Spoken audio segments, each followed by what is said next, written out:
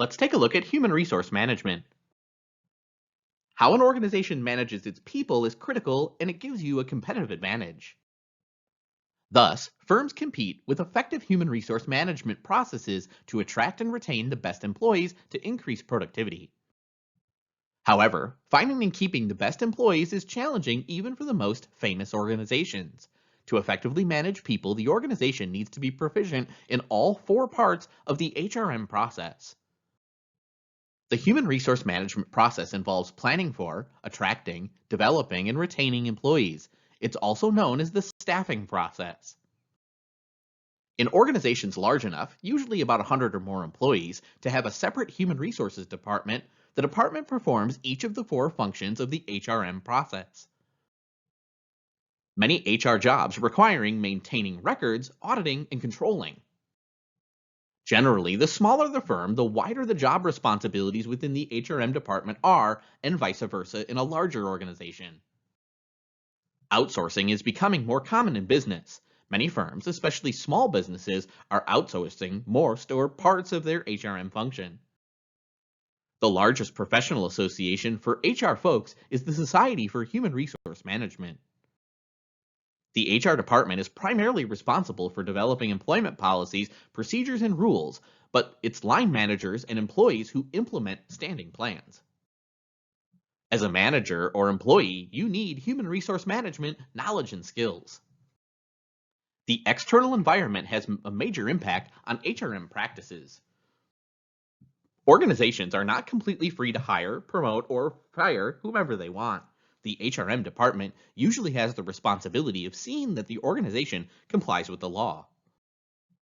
The Equal Employment Opportunity Commission, known as the EEOC, Minority Guidelines identifies that minorities are protected under the Civil Rights Act. The Act also protects disadvantaged young people, disabled workers, and persons older than 40 years of age. Although the law protects women from discrimination in employment, they're not considered to be a statistical minority because they make up half of the population. In some work situations, women are the majority. The EEOC is responsible for enforcing equal opportunity laws. Ignorance of employment law is no excuse for breaking it, so it's important to know legal requirements. All of the states and some cities have additional laws that must be followed, such as the minimum wage law. You can't pay less than the federal minimum wage, but the state and even some cities you live in will require a higher minimum wage. There are far too many differences to discuss, but as an HRM professional, you'll need to know the laws in addition to federal laws. On-the-job applications or during an interview, no member of an organization can ask illegal discriminatory questions. The two major rules of thumb to know include the following. Every question asked should be job-related or don't ask it. When developing questions, you should have job-related purpose for using the information. And any general question that you ask should be asked of all candidates. You most likely haven't heard that you can't discriminate in hiring, but this isn't completely true because you legally can discriminate if there's a bona fide occupational qualification for the specific job. A bona fide occupational qualification, known in short as a BFOQ, is one that may be discriminatory but is reasonably necessary to normal operation of a particular organization. The trend today is to hire the most qualified person for the job without consideration of diversity groups he or she belongs to. But white males may also be underrepresented, such as in nursing and elementary education. So the point here is that you need to hire based on job-related characteristics and avoid discriminatory practices like hiring for protected classifications. Sex discrimination is illegal, and so is sexual harassment.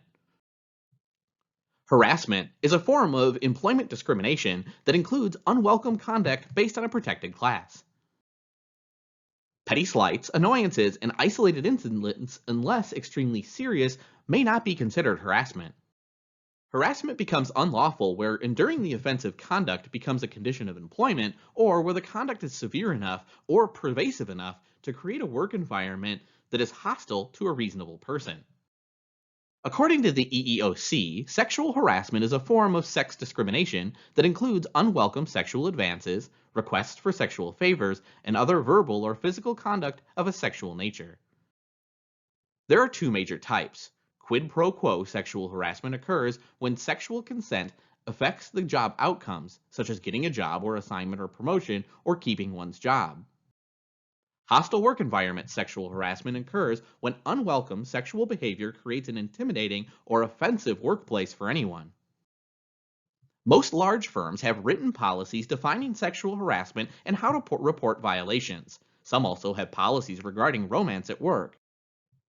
Some behavior is clearly harassment the first time, such as unwelcome requests for quid pro quo and touching in private areas, and should be reported, or at least employees should be given a verbal warning threatening to report that harassment.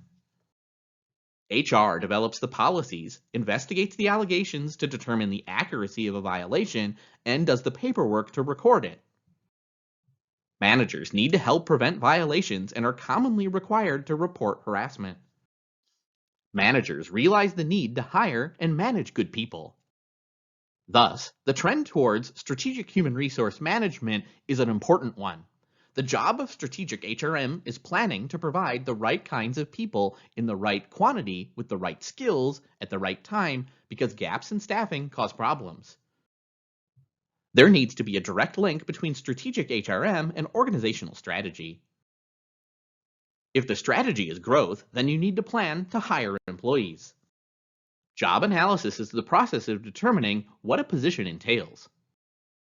Job analysis also results in a job title for the position. The job description identifies the tasks and responsibilities of a position.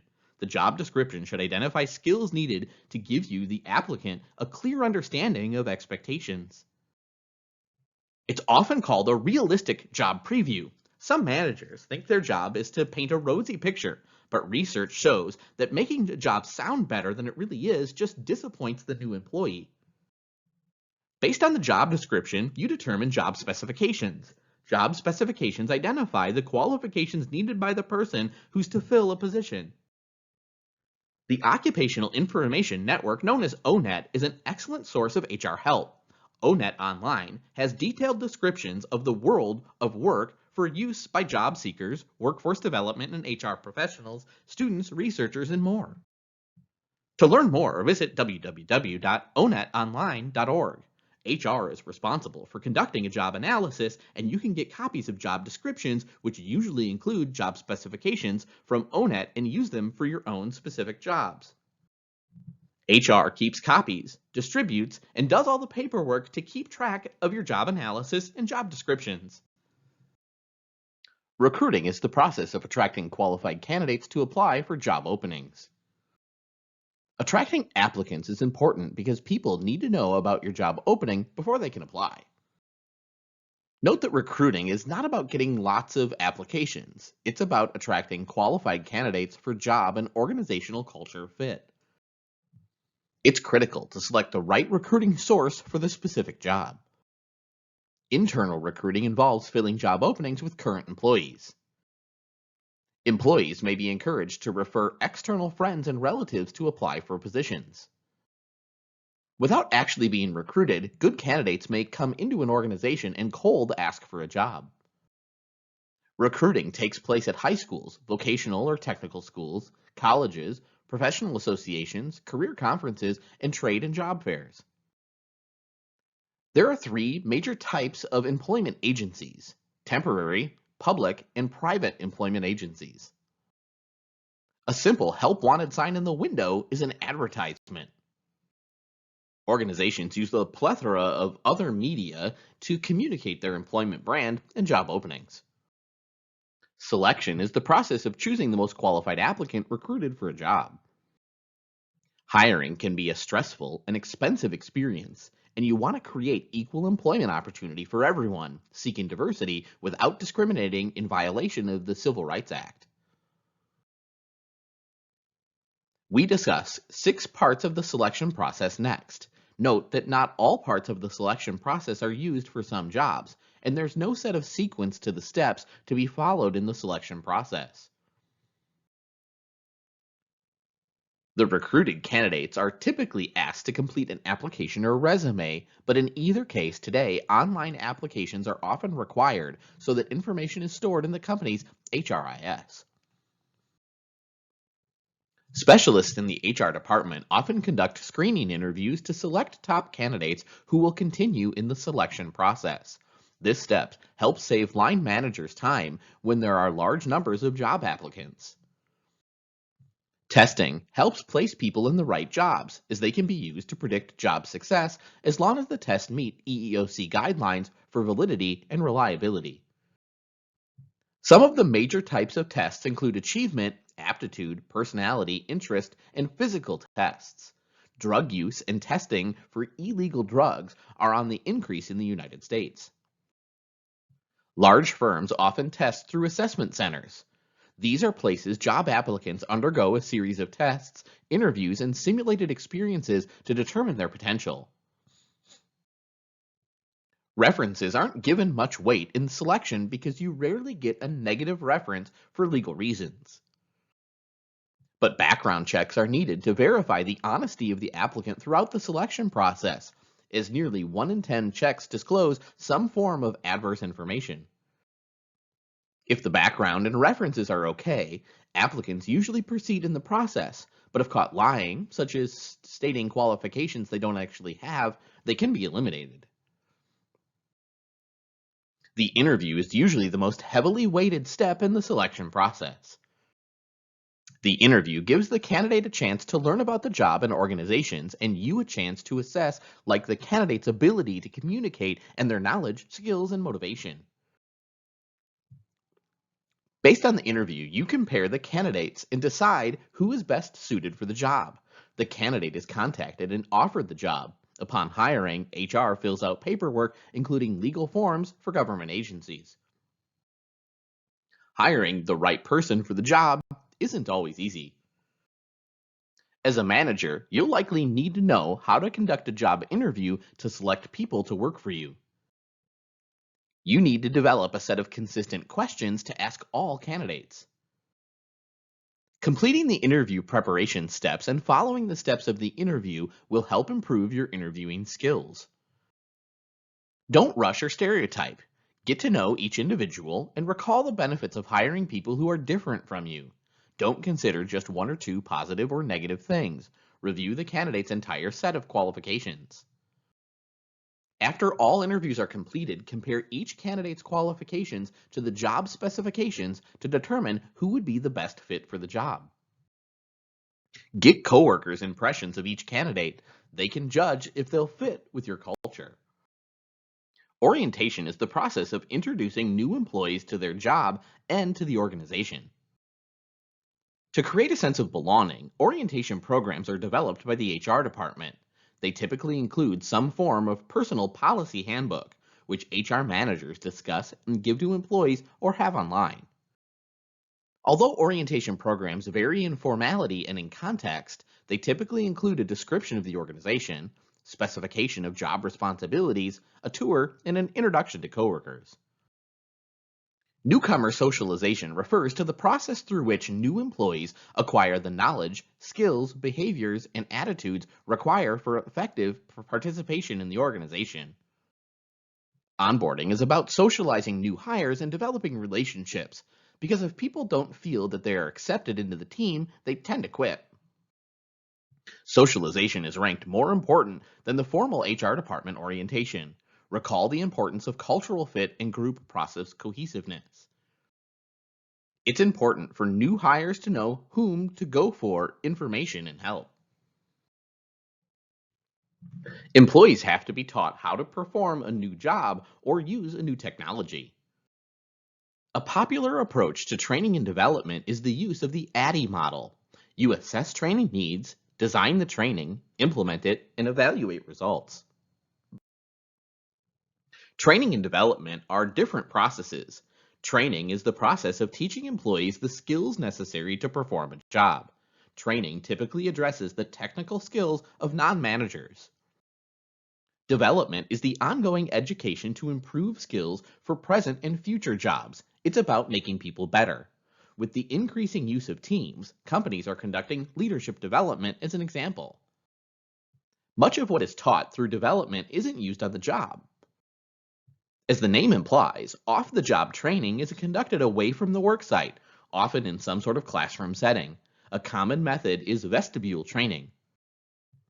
On the job, or OTJ, is done at the worksite with the resources the employee uses to perform the job. The manager or an employee is selected by a manager usually to conduct the training. Because of its proven record of success, job instructional training, known as JIT, is a popular training method used worldwide. Teaching by demonstration is supported by evidence-based management. JIT has 4 steps. You essentially explain the task, demonstrate how to do it, watch employees perform it, and then tell people who to go to if they need help. The trend in training and development is to have more active participation or involvement of participants. After you've hired and trained employees, you must evaluate how well they perform their jobs so they know how they're doing. Through performance management, managers need to be evaluated for current performance and potential promotions. Performance appraisal is the ongoing process of evaluating employee performance. In some cases, the evaluation is expanded to everyone the employees come into contact with, including other departments, customers, and suppliers, through 360-degree feedback. There's a connection between the organization's mission and vision and objectives and the performance appraisal process that measure how well strategic objectives are met. Coaching is a development tool that involves ongoing giving of praise for a job well done to maintain performance and taking corrective action when standards aren't met.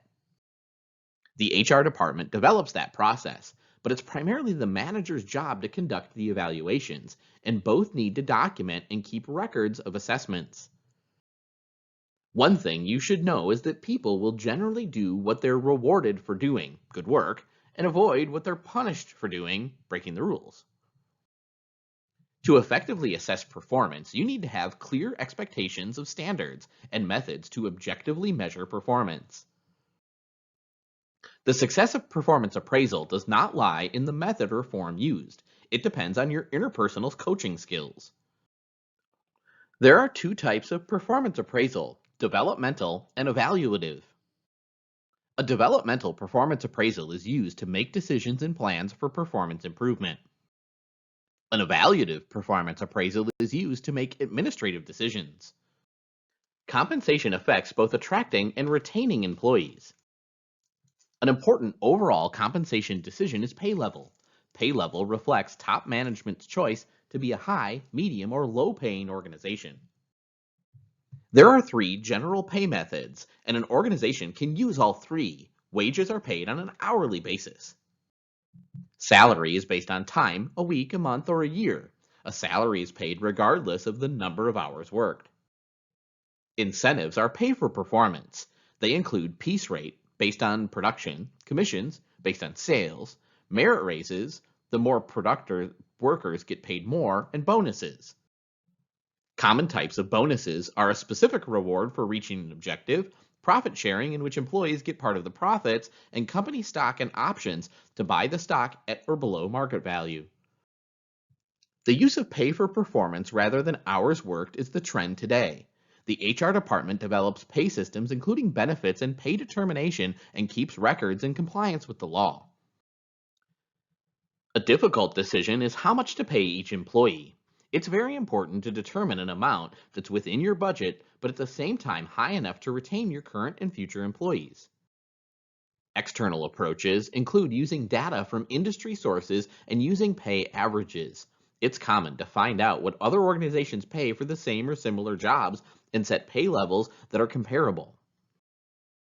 An internal approach is used in job evaluation. Job evaluation is the process of determining the relative worth of each job with one another in the organization.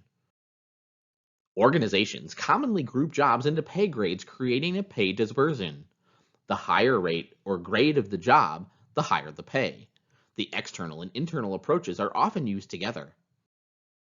Benefits are various non-wage compensation provided to employees in addition to their normal wages and salary. Legally required benefits include workers' compensation to cover job related injuries, unemployment compensation to provide for employees who are laid off, Medicare for health insurance, and Social Security for retirement. Commonly offered optional benefits include health insurance, paid sick days, holidays and vacations, and pension plans. Optional benefits can be paid in full by employers or split between employee and employer.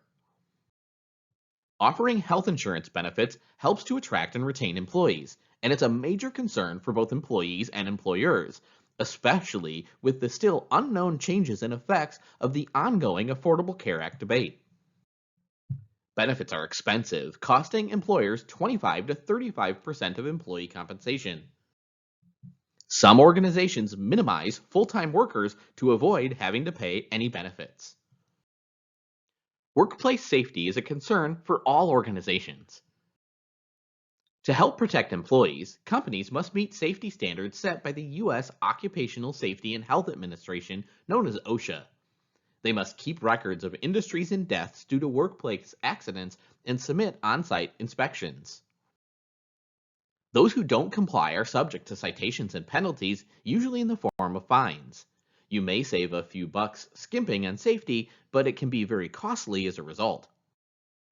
Employees are concerned about safety. The HR department commonly has responsibility for ensuring the health and safety of employees and needs to develop policies and rules to provide a safe environment for all groups. A growing area of safety concern is workplace incivility and violence. As a manager, you should know the safety rules and be sure your employees know and follow them. A labor union is an organization that represents employees in collective bargaining with the employer over wages, benefits, and working conditions. Labor relations are the interactions between management and unionized employees. Labor relations, also called labor management relations and industrial relations, is an important topic for managers and HR professionals alike. Union membership has been steadily declining in the United States for several decades. It's currently stagnated at around 11%. The National Labor Relations Act established the National Labor Relations Board, known as the NLRB, which oversees labor relations by conducting union elections, hearing unfair labor practice complaints, and issuing injunctions on offending employers. Collective bargaining is the negotiation process resulting in a contract between employees and management that covers employment conditions. The most common employment conditions covered in contracts are compensation, hours, and working conditions, but a contract can include any condition that both sides agree to. To avoid a strike or a lockout, and to handle grievances by either side, collective bargainers sometimes agree to use neutral third parties called mediators. A mediator is a neutral third party that helps management and labor settle their disagreements. In cases in which management and employees are not willing to compromise but do not want to call a strike or a lockout, they may call a mediator or an arbitrator. An arbitrator is a different form of mediator in that the arbitrator makes a binding decision, one which management and labor must adhere. The services of an arbitrator are more commonly used to settle employee grievances. Employment is terminated for three primary reasons comprising collective turnover: 1. Attrition, 2. Firings, and 3. Layoffs. For all three reasons, turnover increases and performance often decreases. With attrition and firing, employees often need to be replaced, and sometimes layoffs of one type of work result in increased workers in other jobs. Again, calling for strategic HRM to manage turnover effectively is critical. Attrition occurs when employees leave for other jobs, elect to stop working for a time, or retire. Employees lost through attrition often need to be replaced. Retirement is an ongoing issue that HR staff needs to anticipate, and some organizations are retaining employees by offering retirees part-time positions. Employees who leave voluntarily are often interviewed so that managers can find out their reasons for leaving. The exit interview, usually conducted by someone from the HR department, can help identify problem areas that lead to turnover and can be used to help retain good employees. Reasons for termination should be spelled out in the company's HR employee manual based on avoiding wrongful discharge. Wrongful discharge is a legal doctrine that requires employers to have a job-related reason for terminating employees, including violation of the rules and poor performance. Managers are sometimes hesitant to terminate employees who can't do the job to the standards, but retaining them is not fair to other employees who often get stuck doing extra work and resent them, hurting group cohesiveness. Layoffs usually occur because of poor economic conditions, organizational problems, or mergers and acquisitions. Downsizing, although a popular practice in US corporate world, has been called one of the most ineffective and expensive methods of reducing a workforce. It's usually the better employees who voluntarily leave for other jobs. There's a difference between career planning and career development. Career planning is setting career objectives and determining how to accomplish them. Career development is gaining skill, experience, and education to achieve career objectives.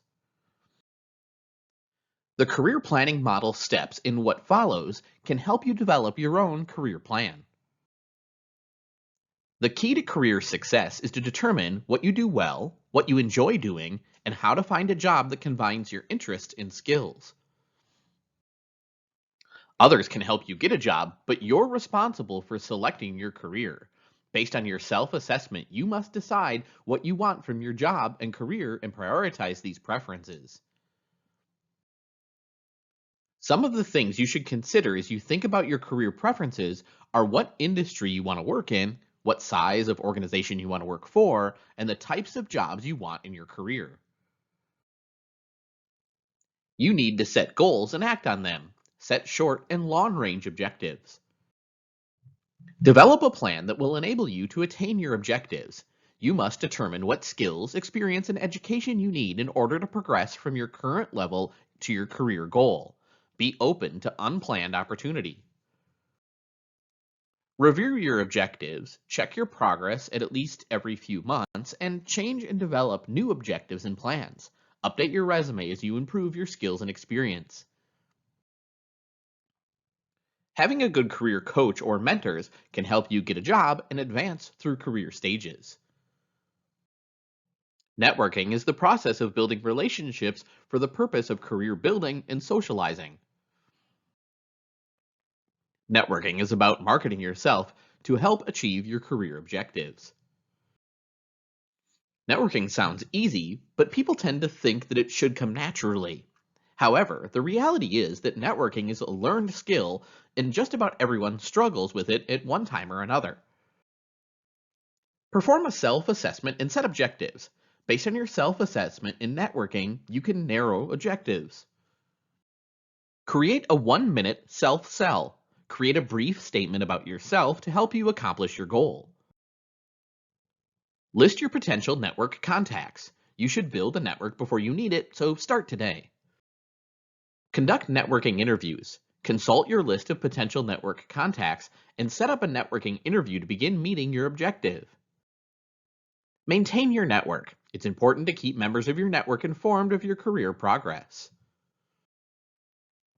Computer software is available that can help you manage your networking.